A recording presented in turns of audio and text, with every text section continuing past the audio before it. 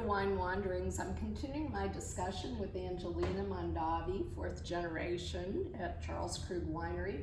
And I wanted to ask you about your approach to blending both lots in single varietals and single vineyards, just your blending philosophy in general. Yeah, absolutely. So my blending philosophy kind of revolves around my grandfather, Peter Mondavi Sr. My grandfather was a purist. So my ultimate goal is always to focus on the actual vineyard site that we're actually sourcing our fruit from. We have a little over 850 acres here in Napa Valley that we own ourselves. So that gives us a little bit more carte blanche to be able to kind of pick and choose certain sections of that vineyard that we think are going to be probably both beautifully matched as a single vineyard variety, but also focusing on the barrel cooperage program as well. Certain vineyards like certain barrel cooperages, others don't mesh as well. So really kind of getting down into the nitty gritty and kind of focusing on that, I think is super, super important.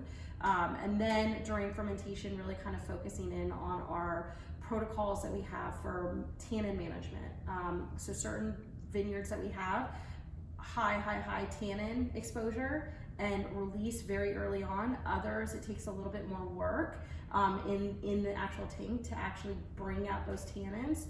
Think valley floor fruit specifically, where you're getting more of those soft, lush tannins versus our Howell Mountain fruit that is big, abrasive, and it's our job as the winemaker to make sure that we tone that tannin down and that it marries well with our barrel programming.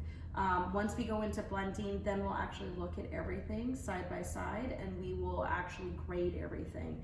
Will it make it for the vintage selection? Because we always start with our vintage selection cab first. Or is it for our generations or any of our limited release and our single vineyards?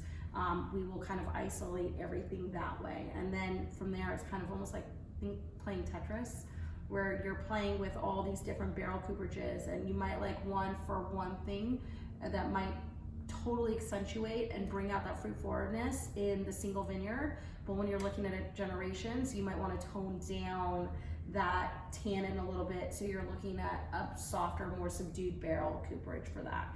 And that's really kind of how our approach is. So it's always focusing on our top tier and then kind of trickling down to our Napa Valley tier. Great explanation, thank you. Yeah, absolutely.